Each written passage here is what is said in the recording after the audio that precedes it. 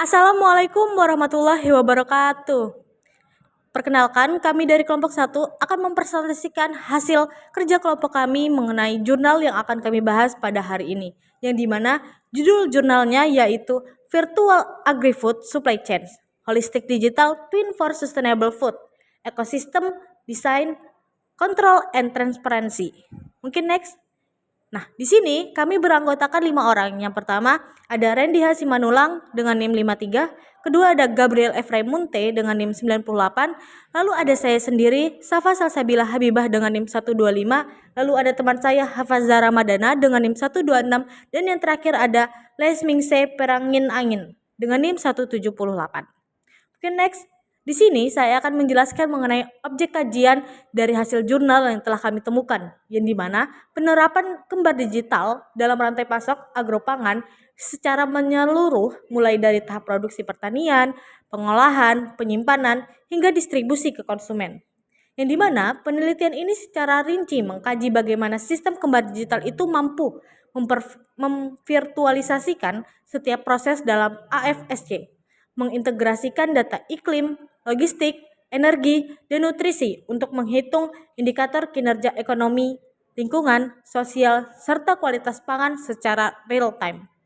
Nah, dengan pendekatan holistik ini, kembar digital tidak hanya berperan sebagai alat simulasi sistem, tetapi juga sebagai sistem pengendalian yang mendukung pengembalian keputusan operasional oleh praktisi, perencanaan taktis oleh manajer rantai pasok, serta pilihan konsumsi yang berkelanjutan oleh konsumen melalui label informasi yang komprehensif. Mungkin selanjutnya akan dilanjutkan dengan teman saya. Selanjutnya adalah definisi masalah yang membahas tentang masalah di penelitian ini, yaitu sistem rantai pasok agropangan menghadapi 3 masalah utama. Yang pertama itu keberlanjutan lingkungan, lalu ada kurangnya transparansi, dan terakhir itu ada efisiensi operasional. Dan produksi dan konsumsi pangan menyumbang hingga 34% emisi gas rumah kaca global. Dan kompleksitas struktur dan keterbatasan data menghambat visibilitas dampak lingkungan dan sosial. Selanjutnya ada kurangnya informasi yang terintegrasi. Diketahui bahwa konsumen hanya tahu informasi nutrisi tanpa data berapa banyak jejak karbonnya, lalu berapa besar konsumsi energinya, dan bagaimana dampak sosialnya, sehingga produsen tidak bisa memantau performa seluruh rantai pasok. Adapun dampak dari masalah ini, yang pertama itu ada konsumen tidak bisa memilih produk keberlanjutan yang tepat. Lalu industri sulit mengatur rantai pasok efisien dan rendah emisi. Dan yang terakhir itu ada tidak adanya sistem terintegrasi untuk pengambilan keputusan. Adapun solusi yang diberikan adalah menggunakan digital twin. Penelitian ini mengembangkan digital twin yang memodelkan seluruh alur dari petani dan memantau jejak karbon, energi, air, sosial, dan nutrisi dengan menyediakan control tower dan juga label digital bagi konsumen. Baik, selanjutnya kita akan membahas tentang kerangka teoritis. Agri-Food Supply Chain atau AFSC merupakan sistem kompleks yang melibatkan banyak tahap dan sektor, mulai dari pertanian, pemrosesan, penyimpanan, hingga distribusi. Tantangan yang dihadapi AFSC ini yaitu kurangnya transparansi, fragmentasi data, dan kesulitan penilaian dampak lingkungan serta sosial. Digital Twin atau DT merupakan model virtual yang mereplikasi elemen fisik dan operasional rantai pasok secara real-time dan historis. Dalam konteks AFSC, DT digunakan untuk memodelkan dan mensimulasikan operasi, mengukur key performance indikator, dan mengevaluasi dampak ekonomi, lingkungan, dan sosial. Selanjutnya yaitu dimensi kinerja yang diukur oleh Digital Twin. Berdasarkan paper ini, indikator kinerja dibagi menjadi 5 dimensi, yaitu yang pertama, Operations and Agroindustrial Performance, terkait efisiensi biaya, throughput, dan utilisasi kapasitas. Selanjutnya yaitu Nutritional dan Nutraceutical Properties, terkait kandungan nutrisi dan dampaknya terhadap kesehatan. Yang ketiga yaitu Food Safety and Quality, terkait kualitas dan ketahanan pangan sepanjang rantai pasok. Yang keempat yaitu Environmental Impact dan loss terkait jejak karbon, konsumsi energi, dan pemborosan pangan. Yang terakhir yaitu Social Impact dan Food Security terkait aspek sosial seperti waktu kerja, ketenaga kerjaan, dan keamanan pangan. Paper ini mengadopsi pendekatan kontrol sistem teori dengan 3 jenis umpan balik, yaitu yang pertama operasional, real time, otomatis dan berbasis sensor.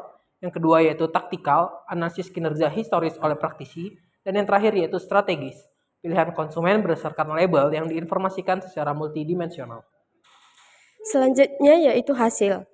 Hasil dari simulasi menyangkut berbagai pandangan yang membantu umpan balik operasional, taktis, dan strategis. Terdapat 5 kategori. Yang pertama yaitu operasional dan strategis. Agri-food supply chains, digital twin, indikator untuk fasilitas, jalur, dan sumber daya, seperti pemanfaatan kapasitas, biaya, daya, dan konsumsi air. Emisi gas rumah kaca diplot secara real-time di menara kontrol detail. Data disimpan untuk analisis lanjutan dan mendukung umpan balik operasional, taktis, dan strategis. Yang ketiga yaitu simulasi skenario menunjukkan pengaruh besar konfigurasi rantai pasok terhadap kinerja distribusi dan keberlanjutan.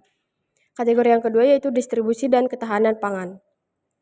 Peningkatan penyimpanan berpendingin di awal rantai pasok meningkatkan pemenuhan permintaan untuk produk tahan lama seperti jagung, bawang, dan kentang. Skenario pada tekanan seperti target lead time pendek, jalur panjang, menyebabkan banyak keterlambatan dan kerusakan meskipun pusat distribusi tersedia. Selanjutnya itu skenario terpusat menyebabkan rute panjang, mempengaruhi masa simpan dan menambah biaya. Selanjutnya, yang ketiga dampak sosial, diukur dari waktu dan biaya tenaga kerja. Semakin banyak tahapan supply chains dan panen, maka semakin tinggi keterlibatan tenaga kerja. Memungkinkan evaluasi peluang kerja dan efisiensi alat serta teknik pertanian atau logistik. Yang keempat yaitu distribusi dan ketahanan pangan. Emisi gas rumah kaca, konsumsi daya, dan kerugian dipengaruhi oleh desain supply chains dan jenis produk. Produk kaya vitamin cenderung menghasilkan emisi gas rumah kaca lebih tinggi akibat penyimpanan dan transportasi berpendingin. Supply chain lead time dan jarak tempuh tidak saling berbanding lurus, yaitu keduanya penting untuk strategi mitigasi dampak lingkungan. Kategori yang terakhir, analisis multidimensi. Visualisasi hasil tiap pesanan seperti terkirim, terlambat, rusak, menunjukkan dinamika tersembunyi dalam SC. Yang kedua, memungkinkan identifikasi trends, outlier, dan leverage point untuk perbaikan keberlanjutan. Selanjutnya itu terdapat gambar pemenuhan permintaan dan kinerja ketahanan pangan.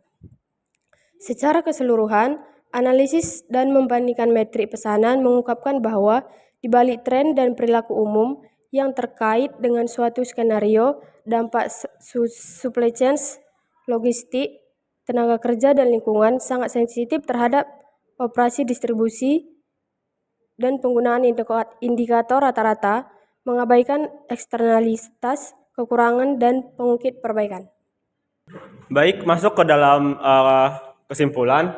Jadi sistem agri-food supply chain saat ini penting bagi kehidupan manusia, tetapi menghasilkan dampak negatif besar terhadap lingkungan dan kesehatan. Kurangnya transparansi dalam rantai pasok membuat keputusan sering diambil tanpa informasi yang cukup. Sementara konsumen tidak memahami dampak produksi dan distribusi pangan. Penelitian ini memperkenalkan digital twin atau DT untuk memodelkan seluruh agri-food supply chain secara virtual dan menilai dampak dari berbagai aspek. DT ini membantu pelaku rantai pasok membuat keputusan yang lebih baik dan mendorong konsumen memilih produk yang lebih berkelanjutan.